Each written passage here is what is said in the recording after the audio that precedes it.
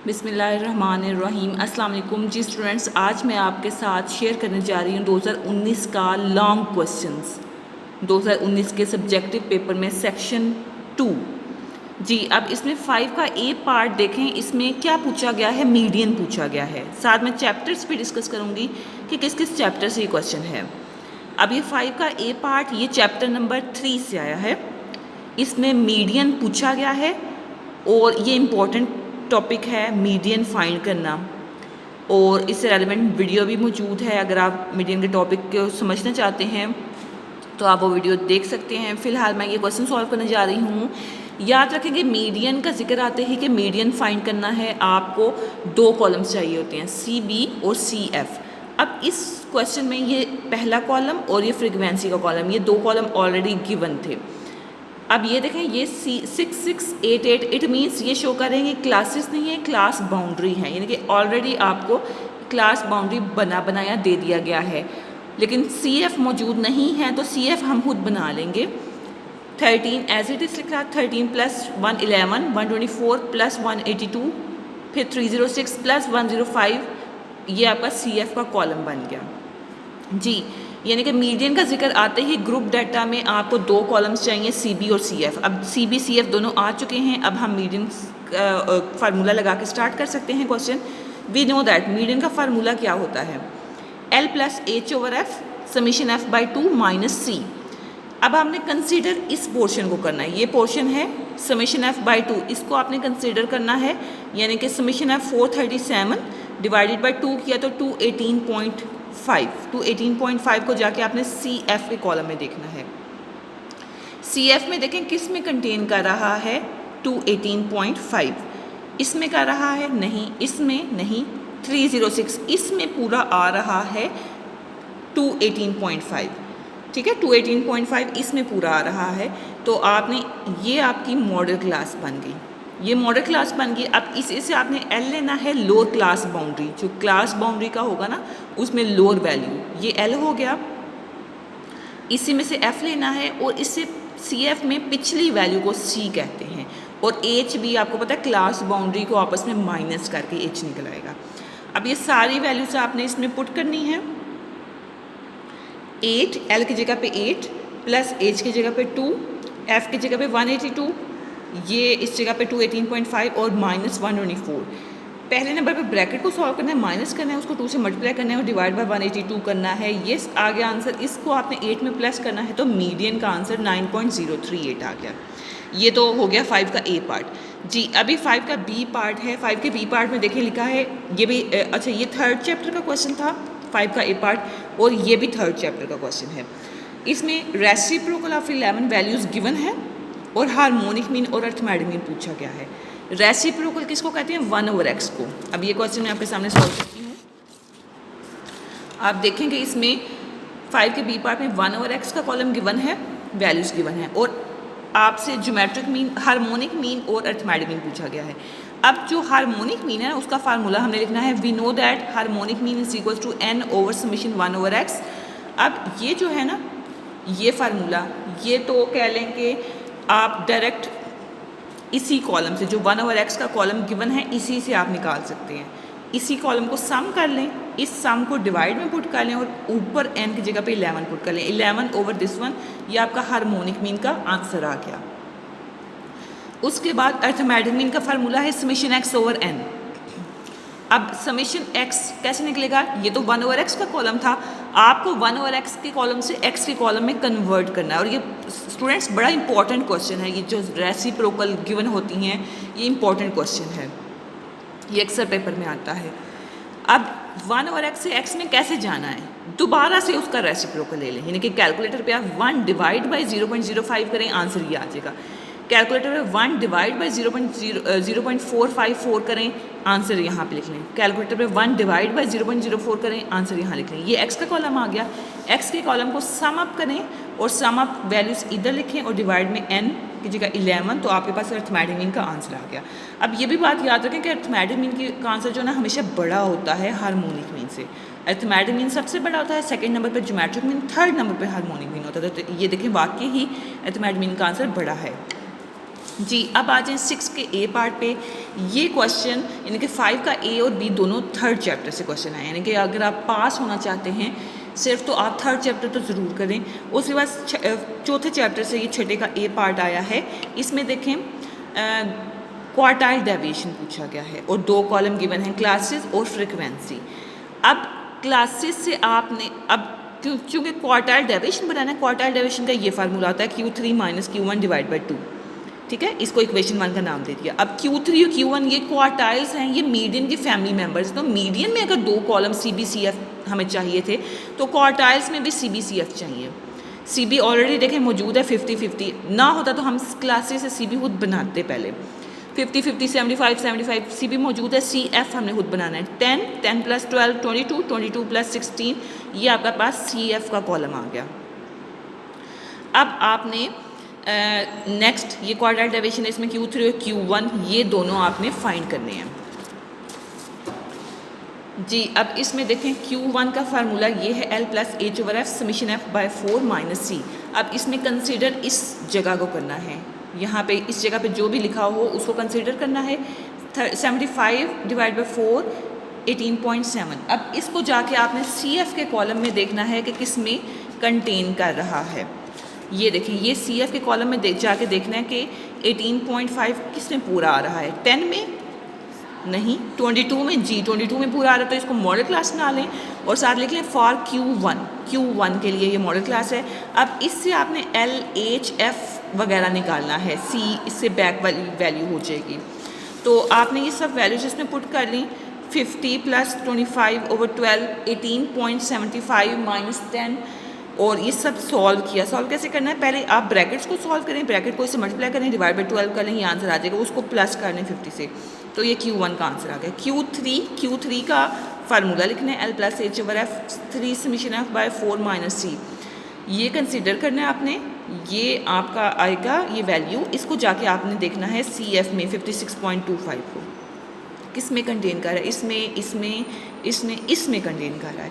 तो इसको आप मॉडल क्लास हाईलाइट कर लें और साथ लिख लें फॉर Q3। इसमें से L निकालना है, इसमें से F निकालना है, इसमें से H निकालना है और इससे बैक वाली वैल्यू ये 55 एज अ C यूज़ करनी है। तो ये सारी वैल्यूज़ आपने इसमें पुट की और ये आपका आंसर आ गया। याद रखें प्लस हमेशा एंड पे करते हैं। बाद स्टूडेंट्स इसको पहले नंबर पे 25 से प्लस करेंगे तो वो आंसर रॉन्ग हो जाएगा। इसको आपने पहले इस पोर्शन को सॉल्व करना है, एंड में लास्ट में प्लस करना है। ये Q3 आ गया। अब Q1 Q3 दोनों की वैल्यूज़ को फार्मूले में पुट किया क्वार्टाइल डेविएशन, तो ये हमारे पास आंसर आ गया। नेक्स्ट इसका 6 का बी पार्ट भी 4th चैप्टर में से ही है। ये मोमेंट्स के टॉपिक से क्वेश्चन आया है। अब मोमेंट्स का टॉपिक वैसे आपका स्मार्ट सिलेबस में नहीं है, लेकिन मैं आपको यही सजेस्ट करूँगी कि आप ये कर लें, ये क्वेश्चन एटलीस्ट ये क्वेश्चन ज़रूर करें जो आपको पास्ट पेपर्स में आए हैं, मोमेंट से भी चाहे आए हैं। ये भी 4th चैप्टर से है। गिवन दैट आप देखें ये क्वेश्चन जो है ना, ये पिछले पास्ट पेपर्स में एक शॉर्ट क्वेश्चन में मैंने ये आपको सॉल्व करके दिखाया था और यहाँ पे देखें ऐसा लॉन्ग यूज़ हुआ है। वहाँ पे 2 मार्क्स का था, यहाँ पे 4 मार्क्स का। Given that A is equals to 2, M1 prime is equals to -1 और M2 prime is equals to 16। ये गिवन इन्फॉर्मेशन है। मीन पूछा है, वेरिएंस पूछा है। वी नो दैट मीन का क्या फार्मूला होता है, A plus M1 prime. A की जगह पे 2 लिखते हैं, M1 प्राइम की जगह पे -1।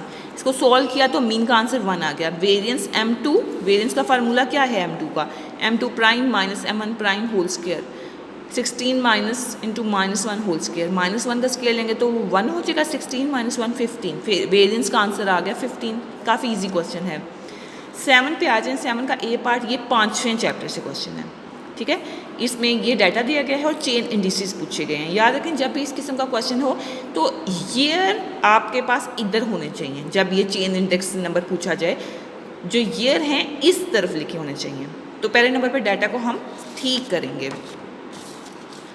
पहले नंबर पे डाटा को ठीक करना है, यानी कि ईयर हमने इस तरफ लिख लिए और ये कमोडिटीज़ ऊपर लिख ली। तो डाटा को यहाँ से इसी तरतीब से, यानी कि ए देख रहे हैं कि ए की जो पहली पूरी रो है, ये ए की रो है ना, तो इस पूरी रो को पूरा कॉलम में कन्वर्ट करते हैं। ए के कॉलम में लिखते हैं, बी की रो को बी के कॉलम में, सी की रो को सी के कॉलम में, ठीक है। डाटा को इस तरह से आपने सेट करना है। उसके बाद लिंक रिलेटिव आपने बनाना है। लिंक रिलेटिव तो आपको पता है कि कैसे बनेगा। 18 divide by 18 multiply by 100, answer 100 आ गया। 70 डिवाइड बाई 18 पिछली वैल्यू पे डिवाइड करने को लिंक रिलेटिव कहते हैं। 70 डिवाइड बाई 18 मल्टीप्लाई बाई 100, ये आ गया आंसर। 60 डिवाइड बाई 70 पिछली वैल्यू पे डिवाइड करना है, मल्टीप्लाई बाई 100, ये आंसर आ गया। अब बी के लिए भी सेम पैटर्न पे 19 divide by 19 multiply by 100, 80 divide by 19 multiply by 100 और 70 divide by 80 multiply by 100, 21 divide by 21 multiply by 100, 86 divide by 21 multiply by 100 और 77 divide by 86 multiply by 100। A B C ये तीन आगे लिंक रिलेटिव। आपने अब geometric mean निकालना है। Geometric mean कैसे निकलेगा, इन तीनों को मल्टीप्लाई करें और इसकी पावर में 1/3 लिखें तो ये ज्योमेट्रिक मीन का आपके पास आंसर आ जाएगा। फिर आपका चेन इंडिसेस आपने निकालना है। 100 एज इट इज़ लिख लें और चेन इंडिसेस कैसे बनेगा, इसको इससे मल्टीप्लाई करेंगे और डिवाइड बाय 100 करें। डिवाइड आपने 100 पे करना है तो ये आंसर आ गया। उसके बाद इसको इससे मल्टीप्लाई करेंगे, इसका जो आंसर होगा और डिवाइड बाय 100 करके ये आंसर आ गया। ये तीनों आंसर आ गए, ये चेन इंडिसेस के हैं जी। यहाँ तक तो 5वां चैप्टर का ये हो गया, 7 का ए पार्ट। 7 का बी पार्ट देखें, ये 7 चैप्टर से है। अब मैं यहाँ से आपको थोड़ा सा बता दूं कि कुछ बास बुक्स में 6 चैप्टर है, बास में 7 चैप्टर। मैं नाम चैप्टर का बताती हूँ ताकि आपको क्लियर हो जाए। कुछ बुक्स में 6 चैप्टर को एज अ सेट का चैप्टर है उसमें, और 7 चैप्टर में प्रोबेबिलिटी है, और बास में 6 में ही प्रोबेबिलिटी आ जाती है। तो ये जो क्वेश्चन है 7 का बी पार्ट, ये प्रोबेबिलिटी के चैप्टर से है कि आपको 2 डाइस रोल किए जाएं और उसमें एक्सपेरिमेंट में आपको पता है ना ऐसा टेबल बनता है 2 डाइस रोल करने का। सम का टेबल ऐसा बनेगा, सम का टेबल भी बना लें। क्यों बनाया है सम का टेबल, क्योंकि हमसे इवेंट ऐसे पूछे गए थे। लेट ए इवेंट है सम ऑफ 7 और बी इवेंट है सम ऑफ 5, यानी कि हमें सम का टेबल चाहिए। तो प्रोबेबिलिटी ऑफ ए, इस इवेंट की प्रोबेबिलिटी का फार्मूला m/n 6/36, यानी कि आपने 7 को काउंट करें कितने 7 हैं, 1 2 3 4 5 6, 6/36। Probability of B, sum of 5 होने का क्या है कि आपने काउंट करने हैं कि कितने आपके पास 5 हैं, 1 2 3 4, 4/36, 1/9। ये आंसर आ गया, ये आंसर आ गया। ये आपके हो गए 7 का B part. Now students come on 8 A part. ये आपका किस चैप्टर से है, 8 का ए पार्ट आप कह सकते हैं कि आपका प्रोबेबिलिटी डिस्ट्रीब्यूशन या रैंडम वेरिएबल के चैप्टर से आप कह सकते हैं, रैंडम वेरिएबल। अब इसमें देखें एक्स का कॉलम गिवन है, प्रोबेबिलिटी ऑफ एक्स का कॉलम गिवन है, के पूछा हुआ है, के की आंसर पूछा हुआ है और इसकी probability of X less than 1 पूछी गई है। एज वी नो दैट कि ये जो प्रोबेबिलिटी ऑफ एक्स होता है ना, इसको सम करने से इसका आंसर 1 होना चाहिए, लेकिन यहाँ पे इसको सम करने से ये आ रहा है। As we know that summation P of X is equal to 1, तो ये वैल्यू आप यहाँ लिखें इज इक्वल टू 1। इधर से आप के का आंसर निकाल सकते हैं। 1 माइनस 0.6, 0.4 को 6 पे डिवाइड करेंगे तो के का आंसर आ गया। अब इस के का आंसर आपने इन वैल्यूज़ में पुट करना है ताकि हम इस probability of X less than 1 निकाल सकें। अब probability of X less than 1 क्या होगा, ये probability of X less than 1 में क्या क्या आ जाएंगे, probability of X is equal to 0, देखें 1 से पीछे पीछे क्या है 0, -1 और -2, ये 3 चीज़ें हैं ना 1 से पीछे पीछे, तो ये आपने तीनों लिख लेनी है। Probability of X is equal to 0, probability of X is equal to -1 और probability of X is equal to -2। अब x इज इक्वल टू 0 में प्रोबेबिलिटी क्या है 0.2, ठीक है 0.2 आपने इधर लिख लेनी है। फिर इसमें क्या प्रोबेबिलिटी है, इसमें k प्रोबेबिलिटी थी, तो k का जो आंसर निकला हुआ है वो आपने लिख लेना है। और x इज इक्वल टू -2, इसमें क्या प्रोबेबिलिटी है 0.1, इन तीनों को जमा करेंगे तो ये आंसर आ जाएगा probability of x less than 1 का। 8 के बी पार्ट पे आ जाए, ये आपका रैंडम वेरिएबल से ही या ये आपका प्रोबेबिलिटी डिस्ट्रीब्यूशन 8 चैप्टर से ये क्वेश्चन है। लिखा है कॉन्टीन्यूस रैंडम वेरिएबल x दिया है f of x is equal to cx, ठीक है, और ये आपके पास रेंज है, ये कॉन्टीन्यूस का, ये डिस्क्रीट का था, ये कॉन्टीन्यूस का है। तो अब इसका कॉन्टीन्यूस में भी पूछा c हुआ है, वहाँ पे k पूछा था, यहाँ पे c पूछा हुआ है, बात एक ही है। तो वहाँ पे चूँकि वो डिस्क्रीट था तो उसमें हमें पता है कि summation P of X is equal to 1 होता है। ये कॉन्टीन्यूस है तो इसमें हमें पता है कि integral summation F of X is equal to 1 होता है। एफ ऑफ एक्स की जगह पे ये वैल्यू फार्मूला पुट कर लें सी एक्स, और इसमें इंटीग्रेशन इस पे अप्लाई करें। सी बाहर लिख लें और एक्स की जगह पे एक्स स्क्वायर ओवर 2 लिख लें, 0 to 2। अब इस 2 को आप पुट करें इस लिमिट में, -0 को पुट करें, तो इसको सॉल्व करें इक्वल्स टू 1, ठीक है। अब सी इधर रखें और आप दूसरी वैल्यू सी के साथ जो मल्टीप्लाई हो रहा है उसको आप दूसरी तरफ भेज दें, तो सी का आंसर आ जाएगा। नेक्स्ट आपने सी का आंसर जब आ जाएगा 1/2 वो आपने फार्मूला में पुट कर लिया, सी की जगह पे 1/2 लिख लिया, तो ये फार्मूला बन गया x/2। अब ये इसकी प्रोबेबिलिटी पूछी गई है हमसे। अब पहले एक्चुअल रेंज 0 to 2 थी और पूछा हमसे 1 से लेकर 1.5 तक गया, यानी कि एक थोड़ा सा रिस्ट्रिक्शन एरिया पूछा गया। x/2 लिखा, इस पे इंटीग्रेशन अप्लाई करनी है, 1/2 तो बाहर चला गया। अकेले x के इंटीग्रेशन पे फार्मूला क्या लगा है, x²/2, 1.5 से 1, ये आपने पुट किया, सॉल्व किया। आपको पता है ना रेंज पुट करने का क्या तरीका है, पहले ऊपर वाली वैल्यू पुट करेंगे, फिर माइनस करके नीचे वाली वैल्यू पुट करेंगे। तो ये आप सॉल्व करेंगे, ये आपका आंसर आ जाएगा। 9 के ए पार्ट पे आ जाए, ये 9 चैप्टर से क्वेश्चन है, 9 का ए पार्ट भी और बी पार्ट भी। इसमें देखें नंबर ऑफ हेड्स, एक्स जो है ना वो नंबर ऑफ हेड्स है। एक्सपेरिमेंट क्या है, 4 पॉइंट टॉस किए जाएँ, तो प्रोबेबिलिटी डिस्ट्रीब्यूशन ऑफ एक्स पूछी गई है। Probability of X is equals to NCx p⁻x q⁻n-x होता है, ये फार्मूला है।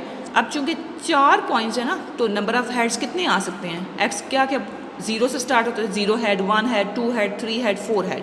और p(x) आपका फार्मूला, इस फार्मूले में आपने ये सारी पुटिंग करनी है, 4c0 1/2⁻0 1/2⁻, क्योंकि p भी इसमें 1/2 है, q भी 1/2 है। बाइस्ड अनबाइस्ड है ना कॉइन, फेयर कॉइन है, फेयर कॉइन में p की वैल्यू भी 1/2 होगी और q की वैल्यू भी 1/2 होगी। आपने ये सॉल्व करना है, ये आपका आंसर आ जाएगा। उसके बाद 9 का बी पार्ट भी आपका 9 चैप्टर से है। इसमें देखें 8 टोटल थे, 3 वुमेन 5 मैन, और सिलेक्ट कितने करने हैं, 5 सिलेक्ट करने हैं। X equal to number of women, expected value of X पूछी गई है। तो ये देखें, इसमें आपने पहले प्रोबेबिलिटी डिस्ट्रीब्यूशन ऑफ एक्स बनाना है, एक्स का कॉलम, और पी ऑफ एक्स का कॉलम। पी ऑफ एक्स का जो हाइपर ज्योमेट्रिक का ये है ना फार्मूला, वो आपने लगाना है डिवाइड में ये, और इसको सॉल्व करना है। इसको एक्स को पी ऑफ एक्स के कॉलम से मल्टीप्लाई करना है, इसको जो सम किया करेंगे तो ये आपके पास एक्सपेक्टेड वैल्यू ऑफ एक्स का आंसर आ जाएगा, जो कि आपसे पूछा गया था, ये रिक्वायर्ड है आपका। आई होप आपको इसकी समझ आ गई होगी। फिर भी आपको कोई कन्फ्यूजन है तो आप पूछ सकते हैं। और ये 2019 का पेपर था, इससे पिछले जो पेपर हैं वो आप वो आप इंशाल्लाह कर सकते हैं, इनको देखकर, या और वीडियोस भी मौजूद है उनको देख के आप कर लें।